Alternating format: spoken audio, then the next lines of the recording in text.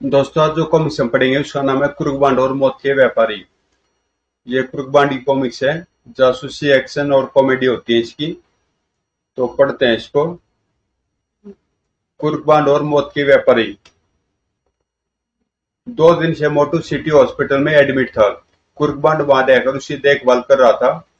Bond भैया तुम बताते क्यों नहीं कि यह सब क्या चक्कर है। आखिर मुझे कब तक यह बीमारों वाला नाटक करना पड़ेगा।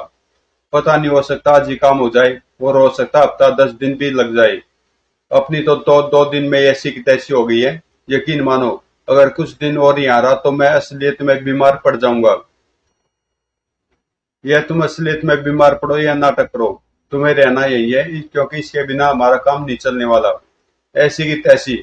अगर तुमने यह नहीं बताया कि मामला क्या है तो मैं यहाँ एक पल भी नहीं ठहरूंगा। लेकिन कुर्कबान खामोशी रहा। बताते हो या मैं चलूं? अरे रुक मेरे बाप, बताता हूँ। सुन, सामने 3 नंबर स्पेशल वार्ड में आलोक कपूर नाम का एक नौजवान छोकरा एडमिट है। हमें उसकी निगरानी करनी है।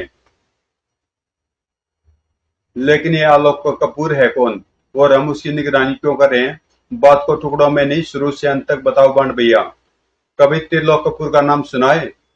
क्या तुम उसी त्रिलोक कपूर की बात कर रहे हो जिसकी गिनती शहर के गिने चुने रईसों में की जाती है?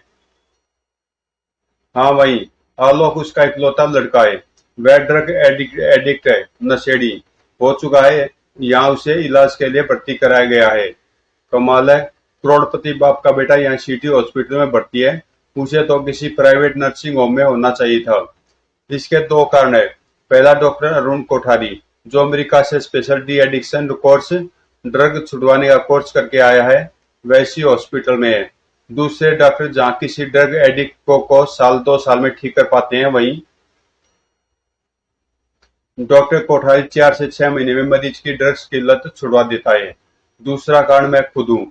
मेरे कहने पर ही त्रिलोक कपूर ने अपने लड़के को यहाँ एडमिट कराया है, वरना वह चाहता तो अपने लड़के के इलाज के लिए डॉक्टर कोठारी को किसी भी प्राइवेट नर्सिंग होम में बुलवा सकता था। फिर आलोक को यहाँ रखवाने के पीछे तुम्हारा मकसद क्या है? मैं चाहता हूँ कि आलोक कपूर का डोप पेडलर, ड्रग्स सप्लाई करने वाला, उसको आसानी से ढूंढ ले। चूंकि प्राइवेट नर्सिंग होम में सख्ती ज्यादा होती है, बाहरी लोगों को मरीजों से नहीं मिलने दिया जाता है। इसके अलावा वहाँ छोटे छोटे कमरे होते हैं और उनकी बनावट इस तरह की होती है कि एक कमरे में रहकर दूसरे कमरे के मरीज की निगरानी आसानी से नहीं की जा सकती। इतनी बक बक कर डाली, पर यह नहीं बता कि सेठ के छोकरे की निगरानी करके हमें क्या मिलेगा। त्रिलोक कपूर ने मुझे उस गैंग की बर्बादी का काम सौंपा है, जिसने उसके इकलौते लड़के को ड्रग एडिक्ट, नशेड़ी बनाकर बर्बादी के रास्ते पर धकेल दिया है। और उस गैंग तक पहुंचने के लिए ही मैंने यह जाल बिछाया है। तो यूं कहो ने कि तुम सेठ के छोकरे को चारे के रूप में इस्तेमाल कर रहे हो। हाँ, पर यह जरूरी तो नहीं कि आलोक कपूर का डोप पेडलर उसे तलाश करे। हाँ, लेकिन एक बात बताओ मोटू, अगर तुम्हारे हाथ सोने का अंडा देने वाले मुर्गे लग जाए और फिर वह हाथ से फिसल कर गायब हो जाए, तो तुम क्या करोगे? यह भी कोई पूछने की बात है? मैं उसकी तलाश में जमीन आसमान एक कर दूंगा।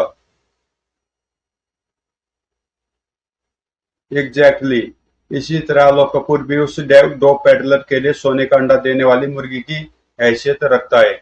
नशे की जो पुड़िया वह दूसरे को 20 रुपए की देता होगा, उसके वह आलोक से 100 रुपए वसूल करता होगा। इसलिए वह उसकी तलाश में जमीन आसमान एक कर देगा। उसे देर भले ही लगे, पर तुम देख लेना, वह आलोक तक पहुंचेगा जरूर। यू आर राइट बंड भैया। उधर सामने वाले वार्ड में। आह, मैं मर जाऊंगा, मुझे डोज दो। हिम्मत से काम लो नौजवान। अगर तुम हिम्मत हार गए तो इस जानलेवा नशे से कभी छुटकारा नहीं पा सकोगे। नर्स, इसे टेरापैथोलिन का इंजेक्शन दो। उफ, आह, यह कौन चिल्ला रहा है बॉन्ड भैया? आलोक ही होगा, बाकी सब मरीज तो पुराने हैं और ट्रीटमेंट की स्टेज को पार कर चुके हैं। वह तो इस तरह चिल्ला रहा है जैसे कोई कसाई उसे जी भर कत्ल कर रहा हो। ड्रग एडिक्ट को जब डोज नहीं मिलती तो वह इसी तरह चिल्लाता, तड़पता और छटपटाता है। इस समय उसके शरीर का रोम रोम नशे की मांग कर रहा होगा। आते कचोट रही होंगी, इसलिए चिल्ला रहा है। उफ, इतना खतरनाक होता है यह नशा। हाँ, ऊपर वाला किसी दुश्मन को भी ड्रग एडिक्ट न बनाए। आदमी जब ड्रग्स का आदी बन जाता है तो ड्रग्स की एक खुराक के बदले में उससे कुछ भी लिया या कराया जा सकता है। इसी तरह 3 दिन गुजर गए। चौथे दिन, बांड भैया होशियार, लगता है शिकार को चारे की गंध मिल गई है। मुझे भी ऐसा लगता है। तुम उस पर नजर रखो, मैं आलोक के सिर आने वाली खिड़की पर पहुंचता हूँ।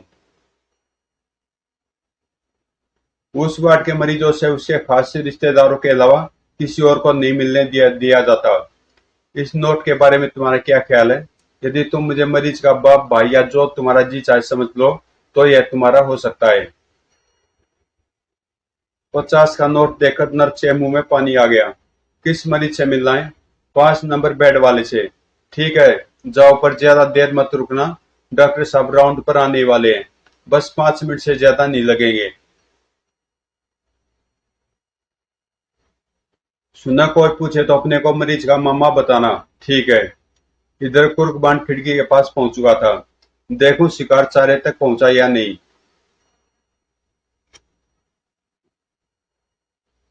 अंदर झांकते उसे फौरन अपनी मुंडी नीचे करनी पड़ी। उफ, अगर एक पल की भी देर हो जाती तो वह मुझे देख लेता।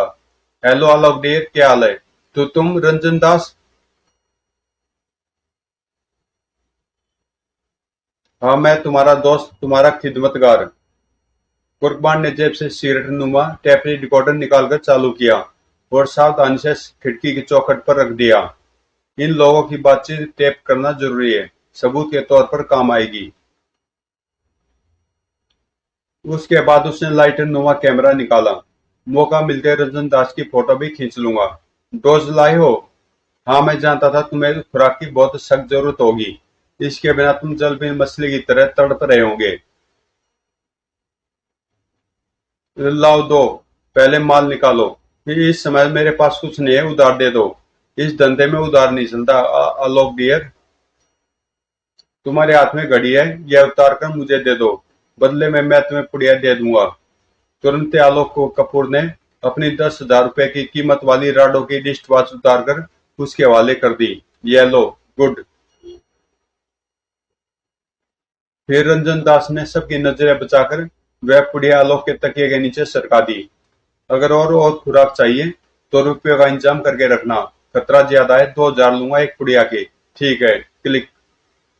कैमरा और टेप रिकॉर्डर जेब में रखकर बॉन्ड बाहर की ओर लपका। जल्दी चलूं, अगर शिकार उड़ गया तो फिर न जाने कब तक इंतजार करना पड़ेगा। जब वह हॉस्पिटल के गेट पर पहुंचा तो रंजन दास उसे एक टैक्सी में बैठा हुआ नजर आया। मिल गया। जरा सी देर हो जाती तो निकल जाता। कुर्बान भी लपक कर एक टैक्सी के करीब पहुंचा। चल भाई, जल्दी अपना खटारा बढ़ा। कहाँ चलना है साहब? सामने जो टैक्सी जा रही है उसके पीछे। क्या? उसमें मेरा साला जा रहा है यार। वह कानपुर में रहता है। अचानक ही मुझे यहाँ नजर आ गया। मैं यह देखना चाहता हूँ कि यहाँ आकर वह अपने जीजा जीजी के घर नहीं ठहरा तो फिर कहाँ ठहरा है। और यह बात है, मैं समझा आप कोई अपराधी है, पुलिस वाले या फिर कोई जासूस है।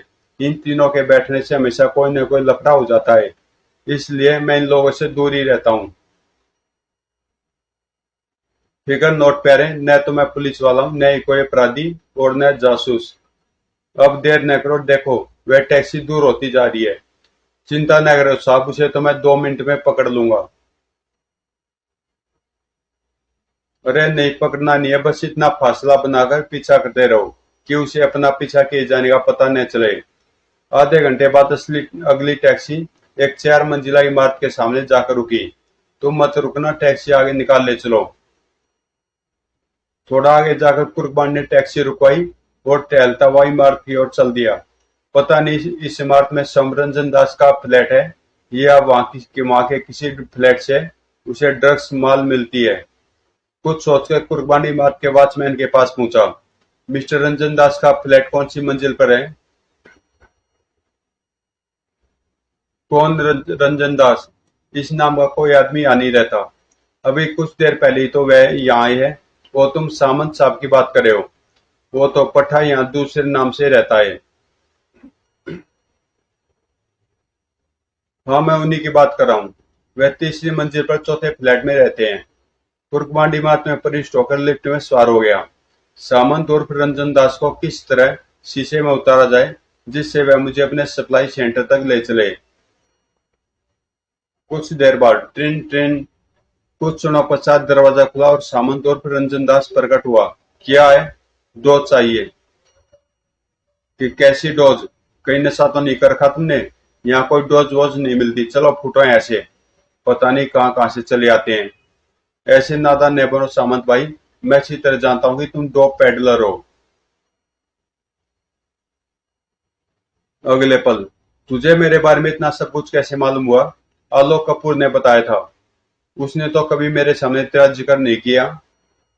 क्यों करता? मैं दूसरे से डोज लेता था, लेकिन कुछ दिन पहले वह अंदर हो गया। आलोक भी गायब है, वरना मैं उसी से डोज मंगवा लेता। कितनी डोज चाहिए? हमारी 10-12 आदमियों की टोली है। 10-12 हजार का माल एक साथ दिला दो, ताकि बार बार तुम्हारे पास न दौड़ना पड़े। इतना माल तो मैं अपने पास नहीं रखता। 5-10 डोज कहो तो मैं दे सकता हूँ। 5-10 से हमारा काम नहीं चलेगा सामंत भाई। तुम चाहो तो अपने सप्लायर से मैं माल दिलवा सकते हो, हमसे अलग से कमीशन ले लेना। दाल में कुछ काला है।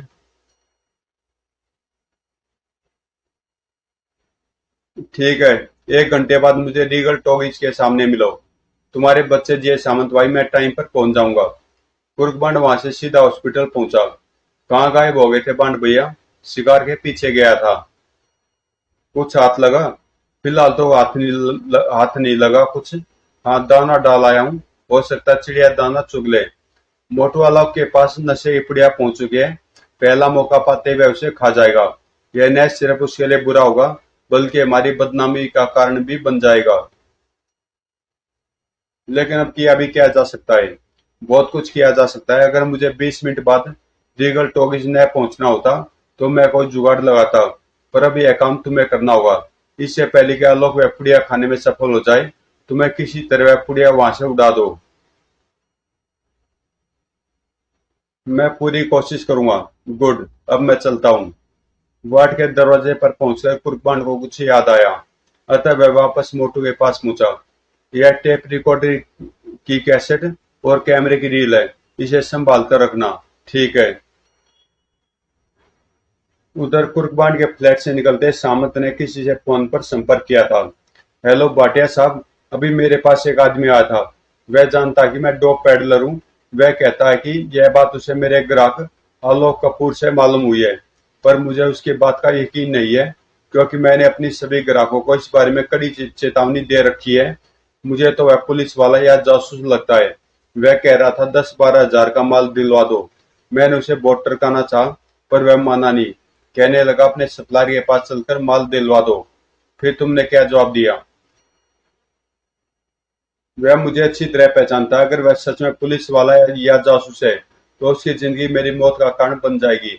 मैंने 1 घंटे बाद उसे रीगल पर बुलाया है। अब आपको उसका फैसला करना है। ठीक है, मैं कुछ आदमी रीगल पर भेज दूंगा। सतीश टैक्सी लिए वहां मौजूद होगा। तुम उस आदमी के साथ उसी टैक्सी में बैठ जाना। आगे सब सतीश संभाल लेगा। थैंक यू भाटिया साहब। कुर्बान निश्चित समय पर रीगल टॉकीज पहुंच गया। कहीं नजर नहीं आ रहा। गच्चा तो नहीं दे गया? खैर, जाएगा कहाँ, घर तो देख ही चुका हूँ। तभी, हेलो, मुझे देर तो नहीं हुई? नहीं, मैं अभी अभी आया हूँ। नोट लाए हो ना? हाँ, गुड। सामंत उसे लेकर कुछ दूर खड़ी टैक्सी के पास पहुंचा। बैठो। उसके बैठते टैक्सी चल पड़ी। कुछ देर बाद अचानक एक बात तुर्कमान के दिमाग में खतरे की घंटी की तरह बज उठी। इसने टैक्सी में बैठते समय ड्राइवर को यह तो पता ही नहीं था कि कहाँ चलना है। इसका मतलब है टैक्सी ड्राइवर इसी गैंग का आदमी है। मुझे जरूर किसी जाल में फंसाया जा रहा है।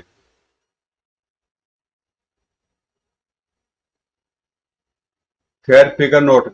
मैं इसे जाल में फंसू या यह मुझे फंसाए, मतलब तो मेरा ही हल होगा। उधर कुर्बान के जाने के बाद मोटू काफी देर तक पुड़िया उड़ाने का प्लान बनाता रहा। फिर उठकर सामने वाले वार्ड की नर्स के पास पहुंचा। Hello sister. हेलो। तुम सामने वाले वार्ड के मरीज हो ने? Yes sir. यस। तुम पेट के मरीज हो? यहाँ क्यों चले आए? जाओ, जाकर आराम करो। बिस्तर पर लेटे लेटे बोर हो गया था सिस्टर। मेरा साथी भी कई घंटों से गायब है। सिस्टर, मैंने गौर किया कि आपके वार्ड के हर मरीज से कोई न कोई मिलने आता है। पर यह सामने 2 नंबर बेड वाले से आज तक कोई मिलने नहीं आया। हाँ, वह बाहर का रहने वाला है, यहाँ इसका कोई रिश्तेदार या जान पहचान वाला नहीं है। तो दोस्तों यहाँ पे मैं इसका पार्ट 1 कर रहा हूँ और इससे आगे की स्टोरी हम पढ़ेंगे इसके पार्ट 2 में, जो आपको 1 घंटे के बाद प्लेलिस्ट में कुर्कबान के फोल्डर में मिल जाएगी। तो मिलते हैं इसके पार्ट 2 कुर्कबान और मौत के व्यापारी पार्ट 2 में।